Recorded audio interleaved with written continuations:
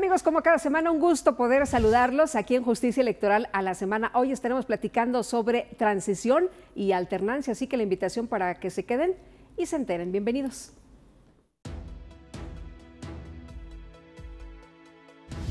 El concepto de transición desde una perspectiva general hace referencia a un proceso de cambio mediante el cual un régimen preexistente, político o económico, es reemplazado por otro, lo que conlleva a la sustitución de los valores, normas, reglas de juego e instituciones asociadas a este, por otros diferentes.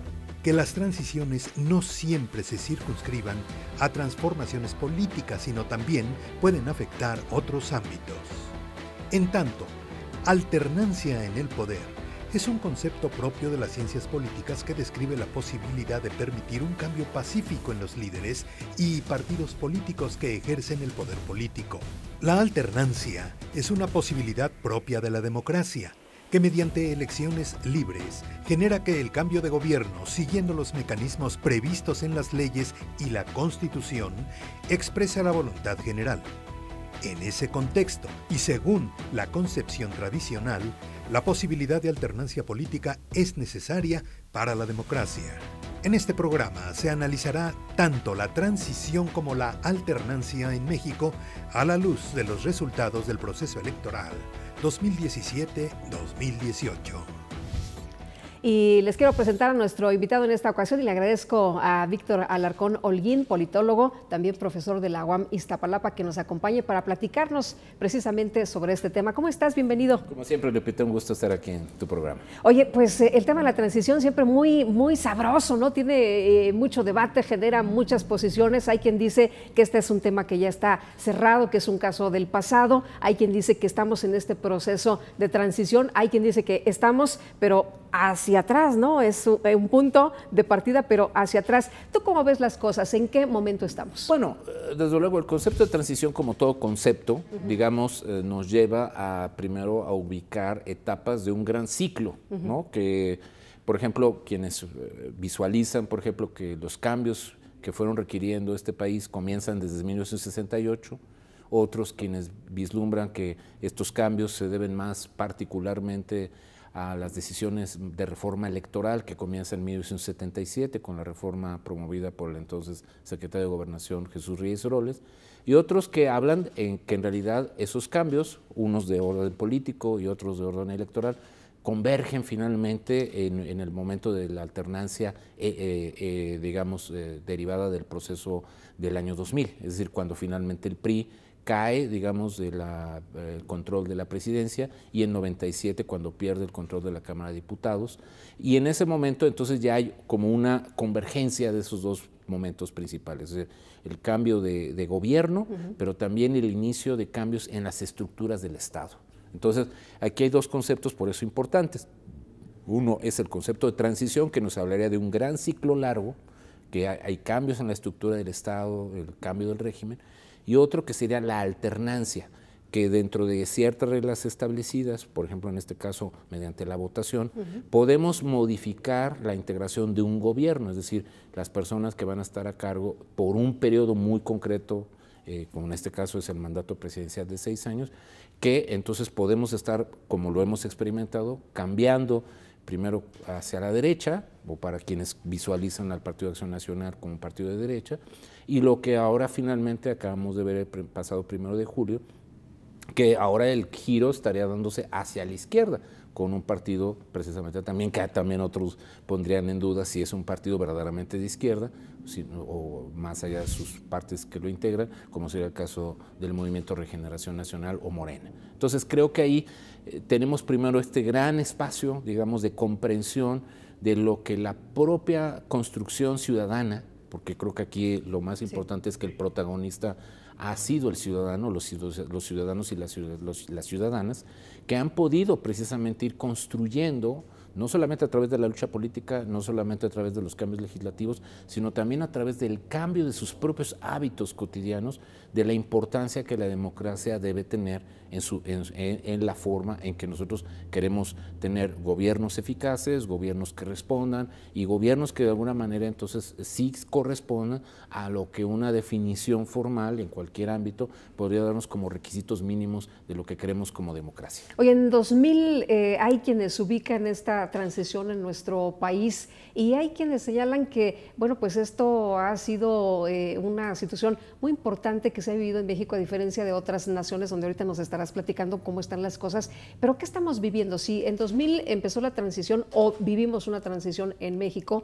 ¿qué estamos viviendo en este 2018? Bueno, los retos es precisamente de seguir, primero, como se decía en la tipología de la teoría de la transición clásica, o sea, la que se empezó a construir precisamente desde los años 70 con un artículo publicado por Duncan Rostov en la revista académica que era el Comparative Politics en 1970, que la transición llevaba varias etapas, es decir, la detonación del proceso, es decir, la impronta, digamos, de cómo se da, digamos, la caída o el relevo del antiguo régimen, es decir, el régimen autoritario o el régimen dictatorial, y entrar propiamente a un sistema plural de libertades, de respeto a los derechos, y cómo eso tenía que irse apuntalando o consolidando, que es la siguiente fase, la consolidación. Y luego, una vez que ya esos procesos se han estandarizado, se han generalizado y que además es de uso común ya de la población, que ya nadie pone en duda que el método electoral es el método de cambio por excelencia, de manera pacífica, de manera ordenada, de manera deliberada, y llegamos ahora a la sustentabilidad o la sostenibilidad democrática, es decir, ya velocidad crucero, por llamarlo así, y sostenernos, precisamente mantenernos en esas mismas condiciones, es decir, desde luego, siempre con la incertidumbre de que en un determinado momento, como está ocurriendo en muchas otras partes del mundo, la democracia también lamentablemente está hecha por seres humanos y no hay algo que sea permanente como todo en la vida. Entonces también la democracia vuelve a tener amenazas, vuelve a tener riesgos, vuelve a tener limitaciones, y eso es también lo que estamos empezando a observar en otras partes del mundo, con el regreso de prácticas políticas por producto de la ineficacia de los propios gobernantes, sí. Y eso es lo que también entonces tenemos que ver y observar, que nosotros en México tenemos que estar muy atentos a que lo que acaba de surgir en el 1 de julio no se vuelva una tentación de regresar al presidencialismo hegemónico, sino que se mantenga, como se ha prometido, como lo que se ha dicho, es que más bien va a haber una mayor profundización de la participación política y social, pero en el marco precisamente de mantener el Estado de Derecho, mantener la competencia electoral plural y mantener, digamos, de alguna manera la convivencia y la tolerancia y el régimen de libertades, que también tenemos que seguir perfeccionando porque todavía seguimos enfrentando problemas de inseguridad, problemas de corrupción, problemas de violencia, que de alguna manera precisamente es lo que ha motivado que la población se haya manifestado con tal contundencia el pasado 1 de julio. Oye, la transición en otros países, por ejemplo, se habla de lo diferente que ha sido la transición en México con respecto, por ejemplo, a países como España. Bueno, en el caso de México, aquí la cuestión es que nosotros tuvimos una peculiaridad. Nosotros no tuvimos propiamente una dictadura militar, como sí pasó en España, como sí pasó en América Latina, Brasil, Argentina, Uruguay, Paraguay. Es decir, nosotros nunca suspendimos, curiosamente, y eso es lo que, por ejemplo, el famoso politólogo italiano, Giovanni Sartori, pues decíamos que nosotros éramos un régimen excepcional, no competitivo, pero sin llegar a ser dictatorial, o sea, éramos un régimen de partido hegemónico, es decir, por un lado, entonces se permitía la competencia formal, una competencia simulada. Sí. Sartori nos comparaba mucho con Polonia en ese sentido, de que nosotros respondíamos a características muy sui generis, y nuestro cambio se derivó precisamente por reformas silenciosas, pero persistentes, que se fueron dando, pues sí, con episodios sí, sin lugar a dudas, traumáticos como el 68, pero que eso fue obligando a que el régimen se fuera abriendo paulatinamente y que además se activara, que esa oposición pudiera ir negociando esas reformas. Reformas electorales legales, ¿no? Reformas electorales legales, que entonces, a diferencia de tener que llegar al famoso pacto político, como fue el de los pactos de la Moncloa en España, o los pactos del Club Naval en Uruguay, o otros mecanismos de concertación que se tuvieron que reunir las fuerzas políticas ya en una situación de irrupción social o de cuestionamiento fuerte, o incluso de abierta revolución o de abiertos golpes sociales, como ocurrió en cambio en Europa del Este, por ejemplo el caso de Rumania con Ceausescu, cuando terminan incluso sacando a este líder de un país socialista y lo terminan matando en público como Saddam Hussein en Irak. Entonces veamos que los procesos, digamos, de los cambios de régimen político no siempre vienen de una manera tan sui generis como la que ocurrió como en el caso de nosotros. Me acuerdo que en Irak, por ejemplo, hubo una gran consulta, ¿no?, para ver si Saddam Hussein se quedaba o no, es decir, había votaciones. Claro, pero digamos, también en su momento Pinochet también puso en cuestión, y ese fue el gran detonador, por ejemplo, de la transición en Chile, un referéndum, es decir, la propia movilización social, en algunos casos, sea por la presión internacional, sea por la presión de los actores internos, en algunos casos los regímenes evidentemente han tenido que flexibilizarse, y por eso el detonador inicial, digamos, pasa de lo que se llamaba de las dictablandas o a las democraduras, o sea, silogismos, conceptos bastante sui generis para tratar de mostrar, digamos, que el régimen no era tan sensible. En México, por ejemplo, en los años 90, se decía que nosotros éramos una democracia diferente. Un concepto que se tomaba de un politólogo norteamericano, Pempel, un libro que existe en el Fondo de Cultura Económica, prologado por el recientemente fallecido don Rafael Segovia, donde se trataba precisamente de justificar que México era una democracia sui generis, que nosotros no éramos, éramos como una suerte de ornitorrinco, ¿no? Incluso la imagen del ornitorrinco la utilizó un querido colega y amigo, Jesús Silva Herzog Márquez, para ilustrar precisamente su libro El Antiguo Régimen y la Transición Democrática en México. Entonces, para tratar de hacer una paradoja de El Antiguo Régimen y la Revolución de Tocqueville, ¿no? Entonces, todos estos fenómenos de ir tratándole de darle un contenido, una forma, un adjetivo, un sustantivo adecuado para calificar lo que ha pasado con nosotros en estos 20, 30, 40 o 50 años, creo que es un ejercicio que creo que todavía ahí va en curso. José Waldemar. O sea, esto viene, perdóname, esto viene desde antes, ¿no? Porque hay quien dice, a ver, esto empezó en el 2000, ¿no? Pero tú nos dices, a ver, hay que recordar y hay que hacer historia, hay que irnos un poquito más para atrás. Y José Woldenberg, pues él justamente habla de que la transición es cosa del pasado, ¿no? Sí, yo leí alguno de un libro que tiene la historia mínima de la transición democrática en México, publicado por el Colegio de México. Él dice, la transición cerró su momento, su curso, en el momento en que se dio la alternancia electoral. En el 2000. Y eso ya es lo que abrió una nueva era para nuestro país. Y otros precisamente pues señalan que, desde luego, la lectura, como decíamos, de la izquierda mexicana, dice apenas está comenzando la transición, porque todo lo anterior pues fue un cambio de régimen, sí, pero dentro de la lógica neoliberal, ¿no? Muy bien. Oye, pero ¿qué ha pasado con la alternancia? ¿Te parece bien si vamos a un corte y regresamos con esto? Bueno, adelante. Pues le quiero recordar que a través de redes sociales se puede poner en contacto con nosotros. Continuamos.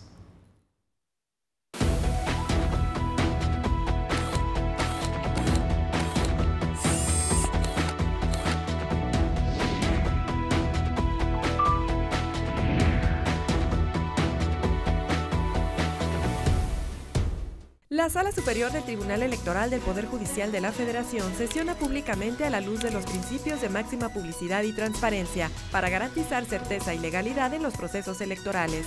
Acompáñenos cada semana en directo desde el Pleno de la Sala Superior para conocer las resoluciones de las y los magistrados del máximo órgano de justicia electoral en nuestro país.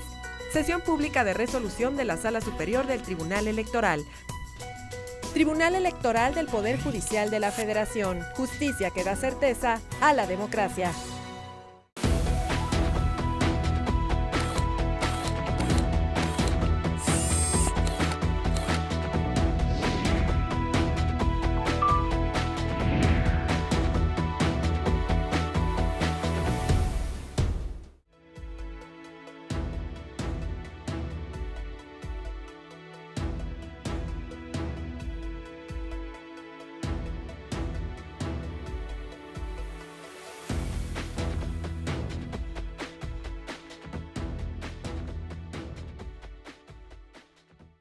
Estamos de regreso. Muchas gracias a ustedes que continúan con nosotros. Y Víctor, nos quedamos con el tema de la alternancia. ¿Qué ha pasado también en estos años? Hemos tenido diferentes gobiernos, no nada más a nivel nacional, a nivel local, pues ha habido partidos que han gobernado, partidos que se han ido, la evaluación que hace la ciudadanía y que dice tú te vas y tú regresas, ¿no? Claro, y de hecho ese proceso para el caso de México fue por eso un rasgo también muy peculiar, o sea, los cambios empezaron, por decir algo, de la periferia hacia el centro y de abajo hacia arriba.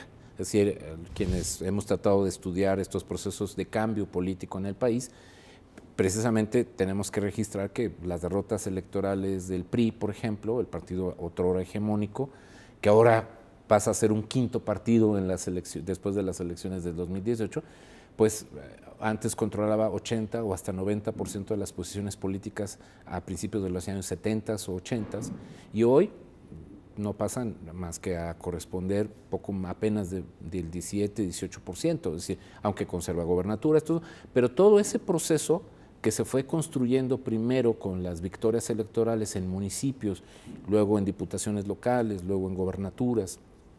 La primera gobernatura, recordemos, en 1989, con Baja California, ¿no? Sí. Del PAN. Entonces veamos, apenas 30 años después, estamos todavía hablando de consolidación, de transición, de alternancias. O sea, es decir, es un proceso que ha estado en muchos niveles, con muchas intensidades, a muchas velocidades, y eso también es lo que hace que una transición sea un proceso tan complejo, ¿no? Porque si bien están las alternancias… O sea, se va moviendo, ¿no? No todo se va moviendo al mismo tiempo y en la misma dirección, claro, sino precisamente es como en el dominó, ¿no? O sea, las fichas se van moviendo en muchas direcciones y finalmente lo que te va saliendo, ¿no? En cada jugada. Entonces creo que este aspecto por eso es tan importante de entender que no hay, digamos, dinámicas lineales, o sea, monotemáticas o digamos en una sola temporalidad, sino que desde luego la población también va conviviendo y va coexistiendo con diversos estilos, con diversos tipos de gobierno. Hoy tenemos gobiernos del PAN, gobiernos del PRD, o sea, hoy más que nunca tenemos un carácter plural, muy abierto, donde los electores en diversas partes del país han experimentado en algunos casos ya hasta con 3 tipos de gobiernos diferentes, incluso hasta con independientes. Tenemos municipios como el caso de Morelia, Michoacán, que por donde prácticamente han pasado todos los partidos políticos en un lapso no muy largo de tiempo, 20, 25 años, han tenido por lo menos 5 administraciones con independientes, con PRI, PAN, PRD, ¿no? Y ahora eventualmente Oye, otros esta es la cuarta partidos. transformación. ¿Podemos también enmarcarlo en esto que es la transición, continuar la transición, o crees más bien que se refiera a un nuevo estilo de gobierno? Yo creo que tiene de las dos cosas, ¿no? Porque, digamos, la idea de la transformación para el gobierno entrante es asociarlo precisamente con eras históricas, o sea, la independencia, la reforma, la revolución y ahora, digamos, la consolidación de la democracia. Es decir, algo que también había sido discursivamente recurrido por Vicente Fox al momento de llegar al gobierno. Es decir, curiosamente, los dos recurren a Madero, por ejemplo, ¿no? De hablar de los cambios que necesariamente se tenían que introducir en la sociedad mexicana y de que esto evidentemente implica desmontar todo lo que se supone que no ha funcionado hasta ahora y que provoca todos nuestros problemas hasta el presente. Entonces, en ese aspecto, la aspiración de trascendencia histórica con el que el nuevo gobierno pretende identificar su filosofía política, bueno, es una aspiración válida. Ahora, evidentemente, tendrá que probarlo, tendrá que ejercerlo y que evidentemente la propia ciudadanía vaya acompañando, en su caso, este proceso, o si no, que se lo vaya exigiendo, que se lo vaya demandando y que entonces de alguna manera la propia ciudadanía que también da, también va a quitar. Es decir, y más en contextos donde también ahora tenemos que sumar que con las reformas últimas que se tuvieron en 2014, tenemos ya también la reelección por lo menos de legisladores y de municipios. Desde luego todavía no para gobernadores ni para presidentes, y espero que en lo personal yo creo que así siga, porque evidentemente esta tentación que ha pasado, sí, en América Latina, de rápidamente un presidente que aparentemente es exitoso, hipoteca su posición, su personalidad al futuro del propio país, cuando creo que una de las cosas que sí es muy importante es la continuidad debe ser institucional, no personal.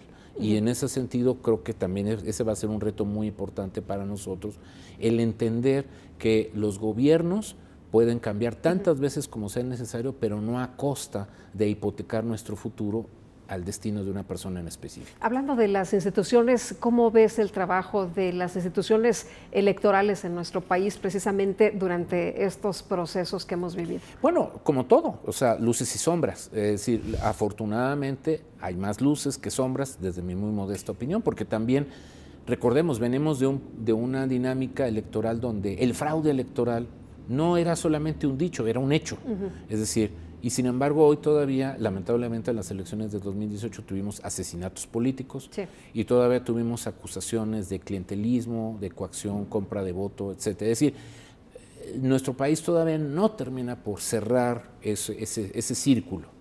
En muchos ámbitos, digamos, hoy hay una mayor aceptabilidad del resultado electoral. Afortunadamente, una instancia como el Tribunal Electoral del Poder Judicial de la Federación, aunque ha tenido un incremento muy significativo de su actividad, es preferible a tener conflictualidad en las calles. Es decir, el que los ciudadanos acepten ir hasta la última instancia de litigio para defender su derecho y que se dirima y que a final de cuentas los individuos acepten el resultado y se vayan a su casa tranquilos de que por lo menos se ponderaron sus dichos, se calificaron sus pruebas y a final de cuentas hubo una decisión que a lo mejor no me termina por satisfacer, pero por lo menos veo que hubo un proceso que lo facilita. Eso es una de las, digamos, por eso digo que los tribunales son la última frontera, la última línea de defensa de las democracias. Es decir, y mientras tengamos tribunales funcionales que hagan valer el derecho, que hagan valer los ordenamientos y que lo hagan de una manera adecuada, transparente y con efectiva visibilidad ante la opinión pública y los ciudadanos, bueno, podemos quizá tener muchas inconsistencias en otros ámbitos, pero al menos tenemos todavía este instrumento valioso y central para la vida democrática. La cuestión de la transición, ¿tú crees, decías hace un momento, se mueve, cambia, o sea, no está consolidada, no está terminada, vamos a seguir viendo que se mueve, como lo mencionabas hace unos momentos, y en algunos casos para adelante y en otros para atrás? Sí, sin lugar a dudas, o sea, insistiría, la política está hecha por seres humanos, están mujeres, hombres, obviamente entonces esas expectativas, esas ideas, estas posibilidades de llevar o de proponerle a la gente ir hacia una dirección, no siempre va a concitar unanimidad. Claro. Un profesor mío, Marcus Kaplan, decía, las unanimidades por definición son sospechosas. Y por lo tanto, entonces tenemos que asumir que no habiendo unanimidad, pues va a haber competencia. Y la competencia es una esencia muy importante de la vida pública a nivel del debate o a nivel de la competencia llevada a las urnas. Mientras nosotros tengamos esas condiciones para construir diálogo, para construir deliberación y en un momento dado para poder poner a consulta o a decisión concreta de los ciudadanos mediante un voto secreto, libre, en condiciones óptimas, pues bueno, creo que las democracias seguirán teniendo por eso una ventaja comparativa siempre con respecto a las dictaduras. Esto lo decía también un politólogo español, José Antonio Marabal, que a pesar de que las dictaduras puedan ofrecer rendimientos a corto plazo, las democracias tienen la ventaja de que cuando buscamos cosas a largo plazo, las democracias siempre ganan sobre las dictaduras. Nos conviene invertir. Nos conviene invertir en el ciclo largo de la democracia en vez de el personalismo, el caudillismo, el mesianismo del corto plazo, que él resuelve todo, ¿no? Él resuelve todo, me parece a mí que ese es el gran problema por el cual las democracias terminan desvirtuándose. Mi profesor Guillermo O'Donnell por eso hablaba, cuando yo estudié con él en Notre Dame, en la Universidad de Notre Dame, él hablaba del concepto de democracias delegativas, es decir, democracias donde ya estamos empezando a ceder en exceso, a pesar de que tuvieron un triunfo electoral, estamos cediendo en exceso todo el poder o toda la capacidad a un solo grupo pequeño de individuos. ¿Qué dirías es el papel, nos falta un minutito para terminar el programa, el papel de la ciudadanía? Al principio decías que es muy importante, que tiene un peso muy grande. ¿Cuál sería el papel entonces ahora en este panorama? Pues seguir fiscalizando, seguir asumiendo, informándose, ejercer sus derechos, estar cercano a sus diputados, a sus senadores, a sus funcionarios públicos, El politólogo italiano Gianfranco Pasquino dice que la democracia por definición es exigente y por lo tanto entonces nosotros debemos exigir en el sentido no de que nos están haciendo un favor, sino están cumpliendo con un trabajo por el cual nosotros a través del voto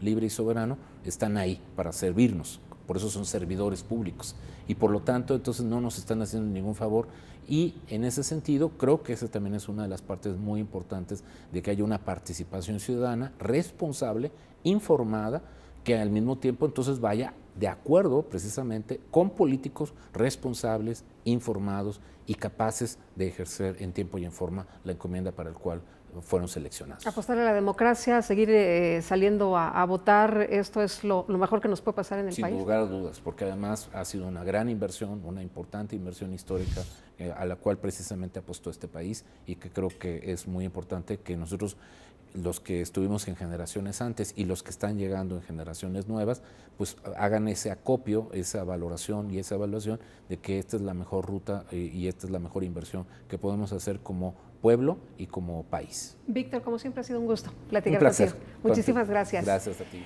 Y los dejamos con este resumen de las actividades importantes en el Tribunal Electoral del Poder Judicial de la Federación. Nosotros nos vemos la próxima, que la pasen todos muy bien.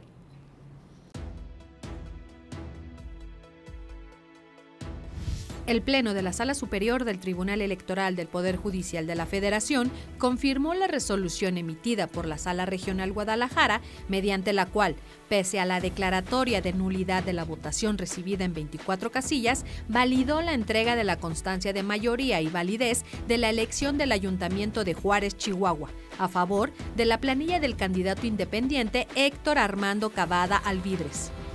La Sala Superior del Tribunal Electoral del Poder Judicial de la Federación confirmó la resolución emitida por la Sala Regional Toluca, en la cual validó el resultado del cómputo de la elección de diputado local correspondiente al 5º Distrito Electoral, con cabecera en el municipio de Paracho, Michoacán, así como la declaración de validez y la expedición de la constancia de mayoría respectiva. Al resolver impugnaciones de aspirantes a integrar los organismos públicos locales electorales de Veracruz y Chihuahua, la Sala Superior del Tribunal Electoral del Poder Judicial de la Federación consideró que en ambos casos se cumplía con los requisitos legales para participar en el proceso y en el correspondiente examen de conocimientos. En el caso de aspirante al OPLE de Aguascalientes, la Sala Superior consideró que existía una clara vinculación orgánica con el Ejecutivo Estatal por parte del aspirante y, por tanto, un impedimento legal que atentaba contra la autonomía, imparcialidad e independencia del órgano electoral local.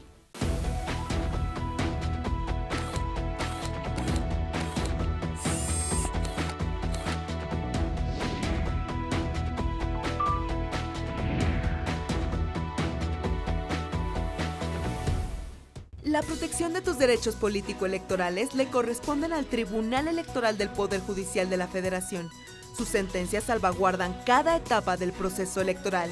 Proteger tu decisión en la urna y resolver los conflictos electorales es precisamente la función primordial del Tribunal Electoral del Poder Judicial de la Federación. Tribunal Electoral del Poder Judicial de la Federación. Justicia que da certeza a la democracia.